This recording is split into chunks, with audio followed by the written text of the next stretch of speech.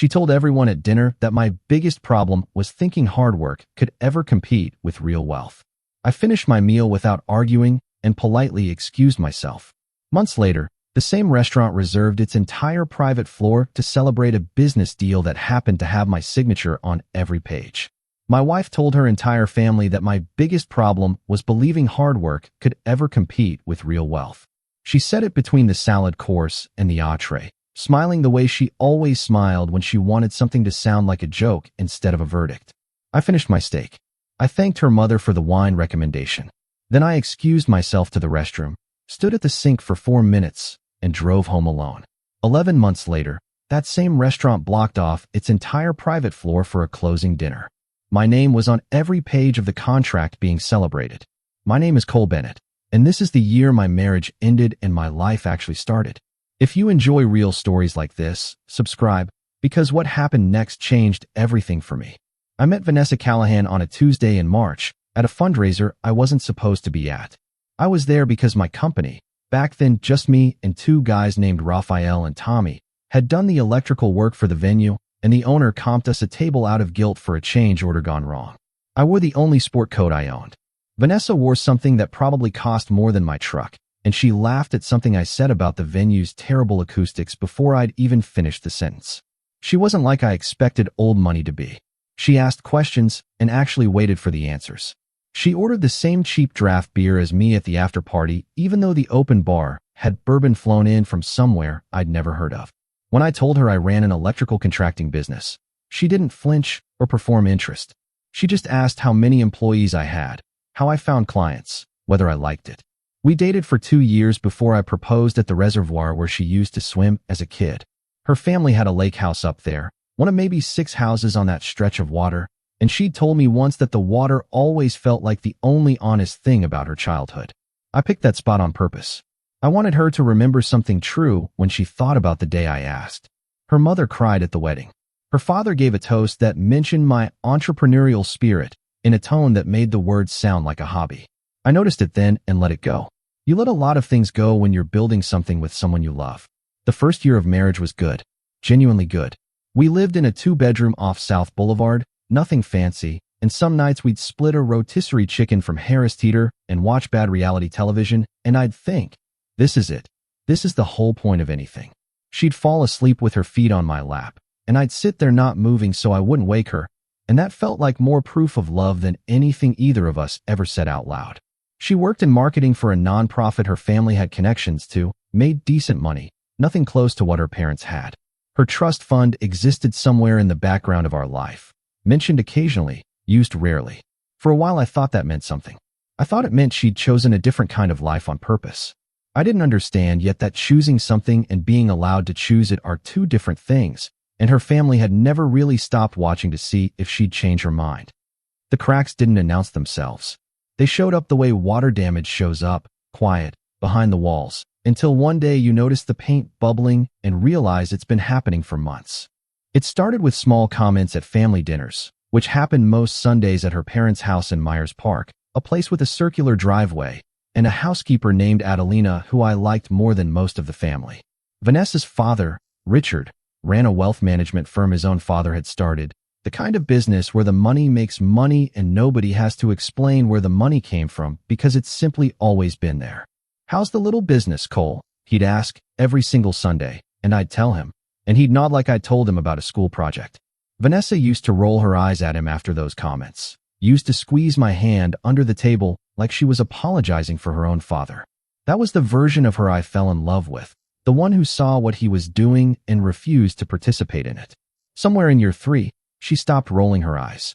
I noticed it first at her cousin's engagement party, in June, when someone asked what I did and Vanessa answered for me before I could. "He's in construction," she said, which wasn't wrong exactly, but it wasn't right either, and it came out smaller than the truth. By then I had 14 employees and had just signed a subcontract with a regional hospital system. I let it go because parties aren't the place to correct your wife in front of her family, but I noticed. I always noticed. That's the thing about being an observant person married to someone who thinks you're not paying attention. You end up holding a lot of quiet inventory. Her mother started asking, gently, whether we'd thought about a bigger place, whether the neighborhood we lived in was convenient. whether I'd considered bringing on a business partner with more capital behind him. Every question wrapped in concern. Every question landing exactly where it was aimed. Vanessa never disagreed with them in front of me anymore.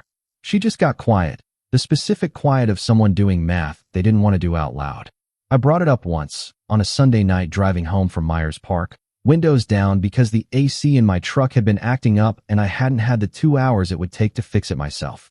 I asked her if she felt like her parents thought less of what I did for a living. They just worry, she said. That's all. They want things to be easy for me. Easy like what? She looked out the window instead of answering.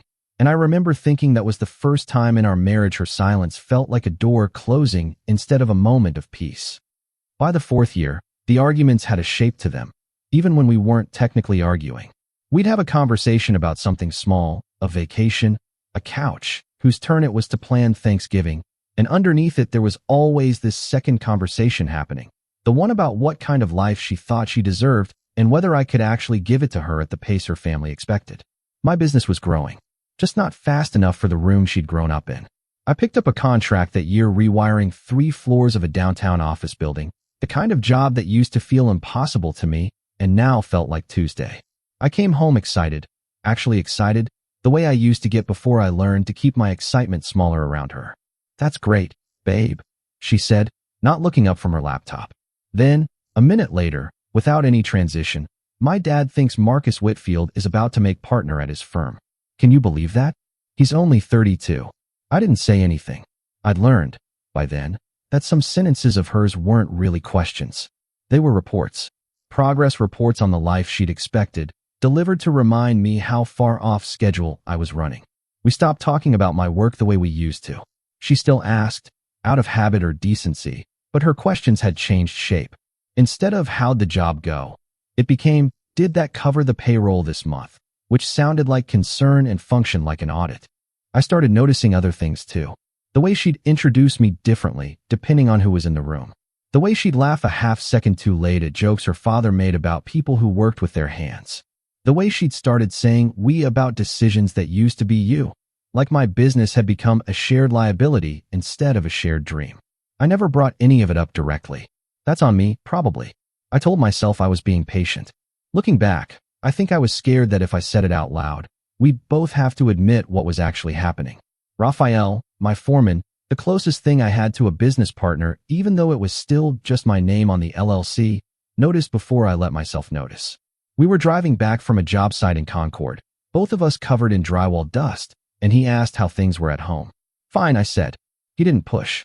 Raphael had been married 22 years and knew the difference between fine and fine. You know, he said instead, looking out the windshield. My abuela used to say a man finds out who really loves him the day he stops being useful. I didn't know what to do with that sentence at the time. I do now. The dinner that changed everything happened on a Friday in October, at a restaurant called Aldermore, downtown, the kind of place with white tablecloths and a wine list that read like a foreign language. It was her father's 60th birthday. 22 people, most of them family friends I recognized, but couldn't have named a job for beyond, does something with money. I'd had a good week. We'd closed the hospital contract for good, final signature, and I'd hired 2 more electricians to handle the load.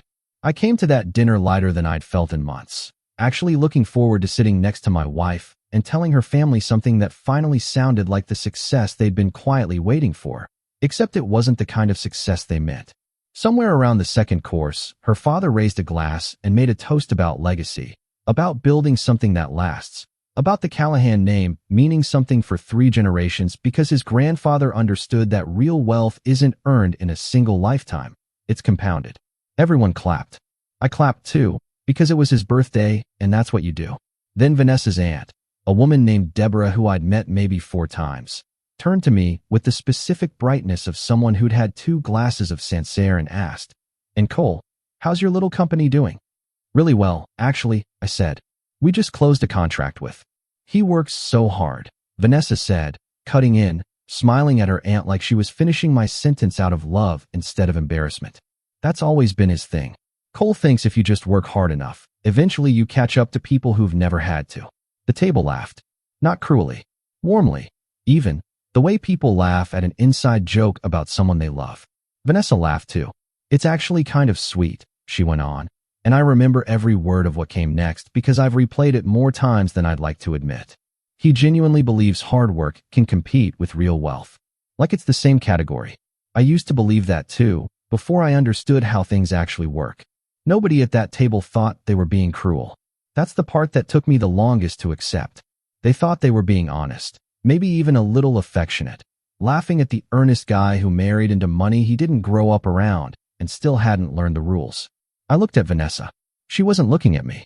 She was looking at her father, checking, I realized later, to see if the joke had landed the way she wanted it to. I finished my steak. I told her mother the Bordeaux was excellent, which it was.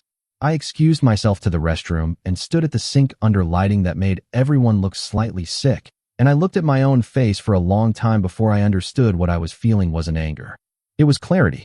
I went back to the table, sat through dessert, thanked everyone for a wonderful evening, and drove us home in complete silence. Vanessa asked twice if I was okay. I told her I was tired. That wasn't a lie. I was tired in a way sleep doesn't fix. I didn't say anything to her for 3 days. Not out of strategy. I genuinely didn't know what sentence to start with that wouldn't turn into every other sentence I'd swallowed for 4 years. On the 4th night, she brought it up herself, which surprised me. "You've been weird since the dinner," she said. We were in the kitchen.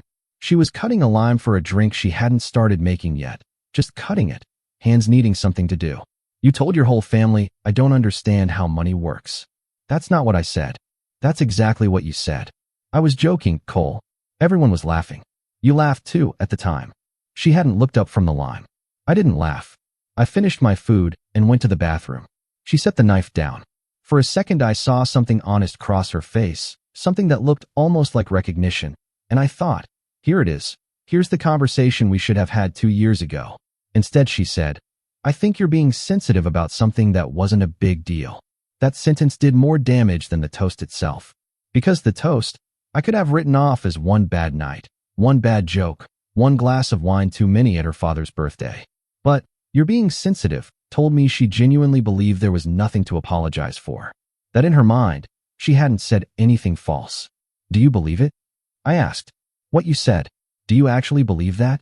She didn't answer right away, and her not answering right away was the most honest thing that happened between us in months. "I think," she said slowly, "that hard work matters. But I also think you're not going to build what my family built in one lifetime. And I think somewhere you know that, and I think it's been eating at both of us for a while." I remember standing in that kitchen thinking about the reservoir, about the lake house, about her telling me the water was the only honest thing about her childhood, and wondering when exactly she'd started believing the rest of it, the money and the name and the compounding legacy, was the honest part after all. "I'm going to sleep at the shop tonight," I said. We had a small office above the warehouse with a couch nobody used. I'd never slept there before. I slept there that night, and most nights after, until we made it official 3 weeks later. We separated in November. Not dramatically. There was no screaming, no thrown plates, nothing that would make a good scene in a movie. Just two people who'd finally run out of ways to pretend the last 2 years hadn't happened, sitting at our kitchen table with a legal pad, dividing up a life that had fit into one apartment. She kept the apartment, mostly because her name was the one on the deposit her parents had helped with originally, something I hadn't thought twice about at the time and thought about constantly afterward.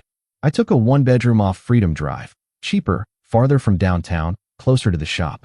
Her mother called me once, a week after I moved out, and said she was sorry things hadn't worked out, in a tone that made clear she wasn't sorry about the ending, only about the mess of it. Her father didn't call at all. Raphael helped me move my stuff in his truck. 2 loads, that's all it took, for years condensed into 2 loads of a Ford F-150. He didn't say much on the second trip, just handed me a beer once we'd carried the last box in, and we sat on the floor of my new empty apartment because I didn't own a couch yet. "You good?" he asked. "No," I said, "but I will be." I didn't fully believe that sentence yet. I said it because it felt like something a person should say, a placeholder for a feeling I hadn't earned. The first month alone was worse than I expected. Not because I missed the version of Vanessa who'd laughed with her family at that dinner. I missed the version from the reservoir, from the rotisserie chicken nights, and I kept confusing the two, kept forgetting they weren't the same woman by the end, even though they lived in the same body the whole time. I threw myself into work because it was the only thing that made sense to do with my hands. We picked up 2 new residential contracts in December, Then a mid-size retail build-out in January that Raphael said was too big for us to handle alone. I told him we'd figure it out. We always figured it out. What I didn't tell him, or anyone, was that somewhere underneath the grief, there was something else growing. Something that felt less like sadness and more like a decision being made without my permission. I wasn't going to spend the rest of my life being the punchline at somebody's birthday dinner. Growth doesn't happen in a straight line, and mine definitely didn't. January was hard. February was harder. I lost a bid on a contract I counted on, lost it to a bigger firm with a name recognition I couldn't compete with yet, and for about 2 weeks I sat with the specific kind of doubt that whispers maybe she was right. Maybe hard work really doesn't compete with money. Maybe you're just going to spend your whole life circling the outside of rooms like the one at Aldermore. My mother, who'd raised me and my brother alone on a school cafeteria salary in Gastonia, called me during that stretch, like she always seemed to know when to call. "You sound tired," she said. "Business stuff." "Vanessa stuff," she corrected, because mothers know the difference in your voice even over the phone. I told her about the toast. I hadn't told anyone the actual words yet, not even Raphael. She was quiet for a long moment after I finished. "You know what your grandfather used to say?" she said finally. "Money remembers where it came from. It just doesn't like being reminded." I didn't fully understand that sentence for another year, but I held on to it. By March, I'd started doing something I should have done a long time before. I sat down with an accountant, a real one, not the guy who did our taxes as a favor, and asked him to actually show me the numbers. Not the numbers I wanted to see. The real ones. Margins, overhead, the difference between busy and profitable. What he showed me embarrassed me a little. I'd been running the business the way I ran my marriage, working incredibly hard without ever stepping back to ask if the hard work was actually pointed in the right direction. We were underpricing labor, overextending on materials, taking every job instead of the right jobs. I spent 2 months restructuring things nobody sees from the outside, bidding smarter, saying no to jobs that would have kept us busy but not built anything, bringing on an office manager, a woman named Priya, so I could stop doing invoicing at midnight and start actually thinking about where the company was going instead of just where it currently was. It was slow. It was unglamorous. Nobody was throwing a party over better bookkeeping. But by May, we'd landed our first contract with a commercial developer named Whitmore Group, a company that built mid-size office parks around the Charlotte metro, and it wasn't the kind of deal that changes a life in one signature. It was the kind of deal that changes the trajectory of everything after it, quietly, the way most real change actually happens. The setback came in July, and it came from a direction I didn't expect. Raphael's wife got sick. Serious sick. The kind that means hospital stays and second opinions, and a man who'd worked beside me for 6 years suddenly needing to step back from the business to be somewhere that mattered more. I told him to take whatever time he needed, that his job would be there, that I'd figure out the crew coverage. What I didn't say, because it wouldn't have helped him to hear it, was that Raphael wasn't just my foreman. He was the only person who'd watched me build this thing from nothing, the only one who knew what 4 years of Sundays at Myers Park had actually cost me. Without him on-site full-time, we fell behind on the Whitmore Group project. Not disastrously, but enough that I had 2 nights that August where I sat in my truck in an empty parking lot after midnight, running numbers in my head, wondering if I'd expanded too fast, wondering if this was the moment everything I'd rebuilt after the divorce quietly came apart.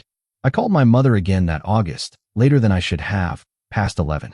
"I don't know if I can hold this together," I told her, which was the first time I'd said something like that out loud to anyone. "You held together a marriage that was already broken for 2 years longer than you should have," she said. "You can hold together a job site." It wasn't advice exactly. It was just her reminding me what I'd already survived. I picked up 2 temporary electricians through a staffing agency, good ones, and I started spending more hours on-site myself, hands-on tools again for the first time in months, which felt less like a setback and more like remembering something about myself I'd let an office chair replace. We finished the Whitmore project on time. Not early, not with room to spare, but on time, and Raphael came back in September once his wife was stable, thinner around the eyes but steady. "You didn't need me as much as you thought," he said, looking over the completed site. "I needed you plenty," I told him. "I just found out I could survive without you for a while." "That's different." He nodded like that made sense to him, because it did. Confidence, I learned that year, isn't a feeling. It's a residue. It's what's left over after you survive something you weren't sure you could survive. By October, a year after the dinner at Aldermore, I wasn't the same man who'd stood at that bathroom sink trying to figure out what he was feeling.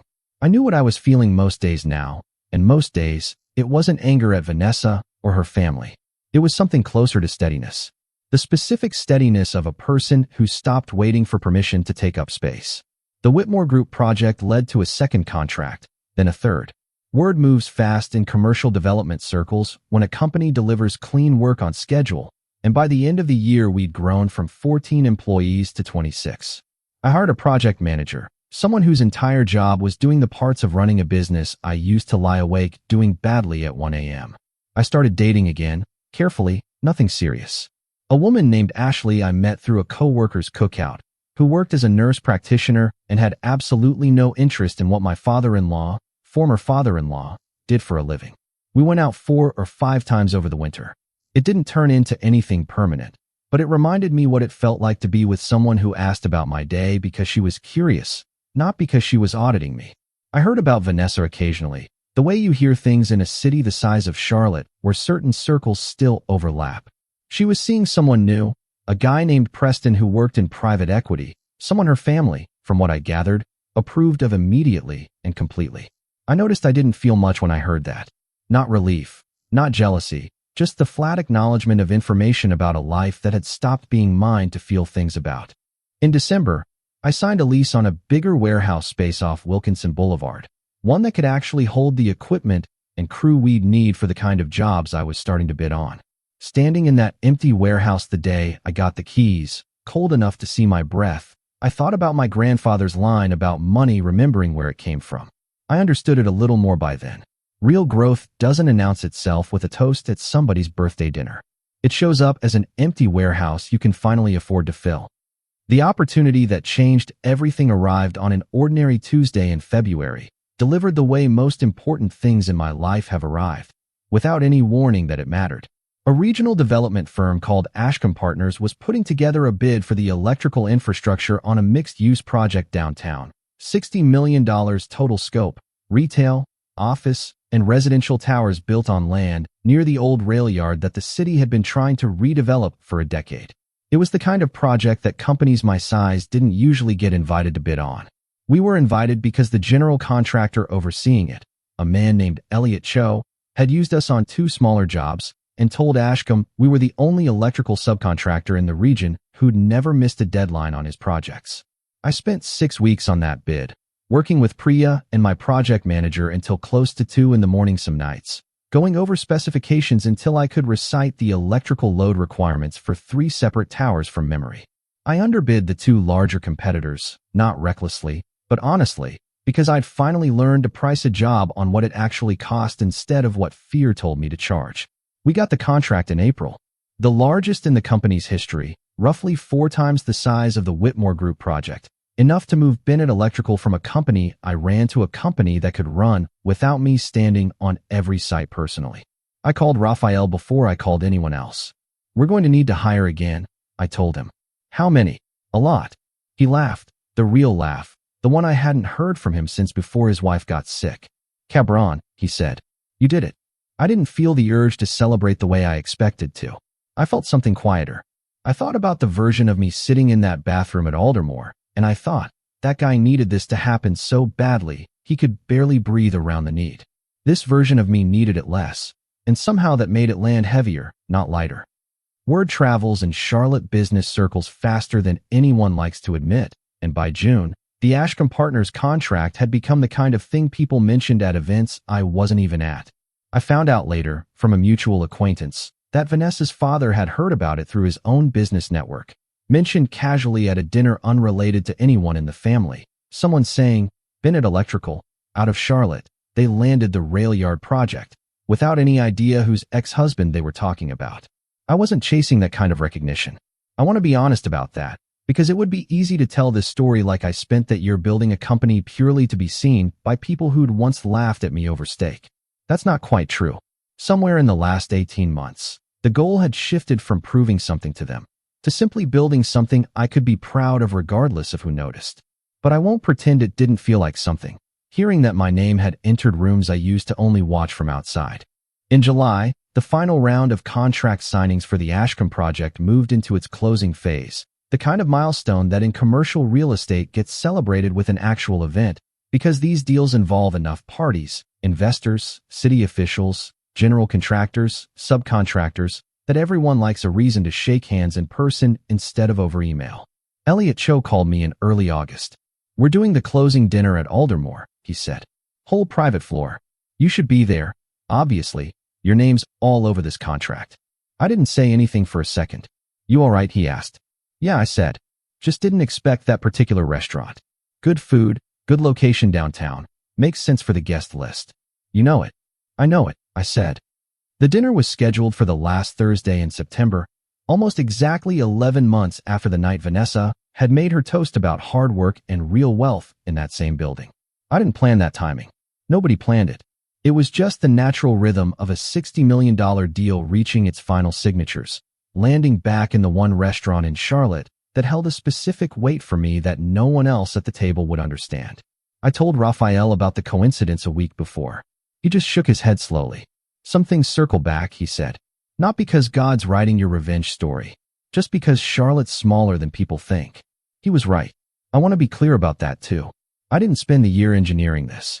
Life just brought me back to the same room, and all I had to do was walk into it as a different person than the one who'd left it.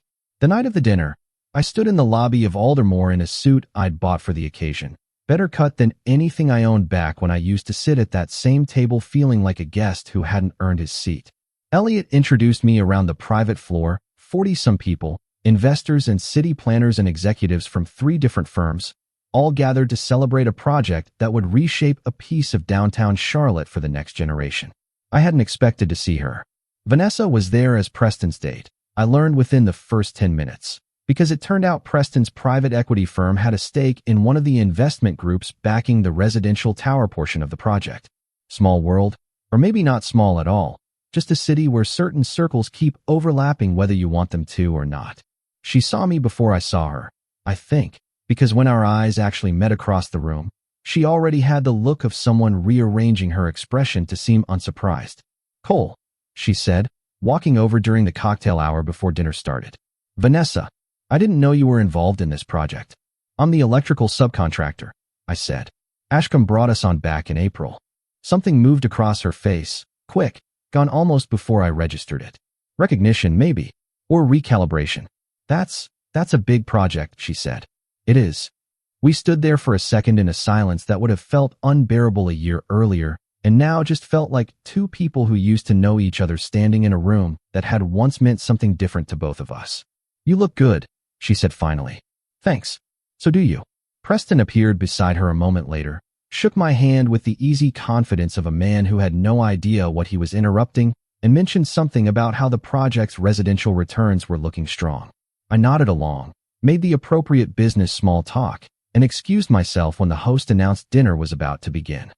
Dinner was served on the private floor at a long table set for the closing parties, and by some detail of seating arrangement I never fully understood, I ended up 2 seats down from Vanessa's father. Richard Callahan looked older than he had at his 60th birthday, the kind of older that shows up around the eyes more than anywhere else. He extended his hand when he saw me, the handshake of a man greeting a business contact rather than a former son-in-law, which told me he hadn't quite placed the connection yet, or was choosing not to acknowledge it in a room full of people whose respect he cared about maintaining. "Richard Callahan," he said. "I don't believe we've met. Cho tells me your firm's been instrumental in this project." "We've met, actually," I said. "A few times. I was married to your daughter for 4 years." I watched it land. His expression didn't collapse, didn't do anything dramatic, but something behind his eyes recalculated the entire conversation, the entire evening, in about a second and a half. "Cole," he said slowly. "Of course. Bennett Electrical." I didn't connect the name. "It happens," I said, and I meant it without any edge, because it genuinely did happen. People forget names attached to smaller versions of you. He was quiet for a moment, looking at me with an expression I couldn't fully read, something between reassessment and, maybe, the smallest flicker of something like respect he didn't know how to voice yet. "This is a significant contract," he said finally. "The largest electrical scope on a project this size in the Charlotte market in years, from what I understand." "It's the largest we've taken on," I said. "We earned it the slow way, bid by bid." He nodded, And for a second, I thought that might be the end of it. A polite exchange between two men who used to share Sunday dinners and now shared a business event neither of us had chosen. "I owe you an apology," he said instead, quieter, leaning slightly so the rest of the table wouldn't catch it. For some of what was said over the years. At dinners, I don't think I ever considered how it landed. I sat with that for a second before I answered. "I appreciate you saying that," I said. "I'm not looking for an apology tonight, though. I came here to close a deal, not settle old business." "I understand," he said. "Still, it's owed." We didn't talk much more after that. It wasn't the confrontation some version of me, a year earlier, might have fantasized about. It was smaller than that, and somehow more real. A grown man acknowledging something quietly, at a dinner table, without an audience, which was maybe the only kind of acknowledgement that ever actually meant something in that family. The final signatures on the Ashcombe contract were exchanged near the end of the evening, a formality by that point since the real agreement had been settled weeks earlier, but Elliot wanted the closing photo, the kind that goes in a trade publication or a company newsletter. Everyone gathered around the table with pens in hand. I signed where I needed to sign. My name, on every page, the way it should have been all along, not because anyone owed me anything, but because I'd built something that earned its place on that paper one difficult year at a time. Vanessa watched from near the bar during the signing. Not obviously, but I noticed, the way you notice things about someone you spent 4 years learning to read. When I finished, and the small round of applause faded, she caught my eye once more before Preston pulled her toward another conversation, and there was something in her expression that wasn't jealousy, and wasn't regret exactly. It looked more like someone finally seeing a person clearly for the first time, a year too late to matter the way it might have once. I didn't need her to see it. That's the part that surprised me most, standing there in that room. A year earlier, some smaller version of myself might have needed exactly this moment. Needed her to watch me sign something significant in the same restaurant where she'd made me small in front of her family. That version of me had needed her witness like proof. This version didn't. The proof had already happened, quietly, in warehouses and job sites and 1 a.m. spreadsheet sessions nobody at that dinner had ever seen. I left the restaurant a little after 10, alone, same as the night of the birthday dinner 11 months earlier, except this time the silence in my truck felt like peace instead of grief. I drove past the reservoir on the way home, not intentionally, just the route my truck seemed to want to take that night. I pulled over for a few minutes at the overlook where I'd proposed, years earlier, and sat there with the windows down, listening to water I couldn't see moving somewhere below the tree line. I thought about my grandfather's line, the one my mother had given me back in February when I didn't think I could hold the company together. Money remembers where it came from. It just doesn't like being reminded. I understood it fully now, sitting there. It wasn't really about money at all. It was about people. Some people build their worth from the ground up and never forget the ground. Others inherit their worth and spend their whole lives afraid someone will ask them to explain it. I wasn't angry at Vanessa anymore, sitting at that overlook. I don't think I'd been truly angry in months, if I was honest with myself. What I felt instead was something quieter, something closer to gratitude, strange as that sounds. She'd handed me, without meaning to, the exact sentence I needed to finally stop being patient with a life that was shrinking me. I started the truck again and drove the rest of the way home, past the warehouse on Wilkinson Boulevard where 28 employees would show up in the morning to keep building something that had nothing left to prove to anyone, and everything left to become. That's the part nobody tells you about getting even. If that's even the right word for what happened. It doesn't feel like winning. It feels like finally exhaling. I unlocked my apartment door a little after 11, hung the good suit back in the closet next to the work clothes I'd wear again in a few hours, and went to sleep without checking my phone once, which might be the most honest measure of how far I'd actually come. Some stories end with a confrontation. Mine ended with a good night's sleep.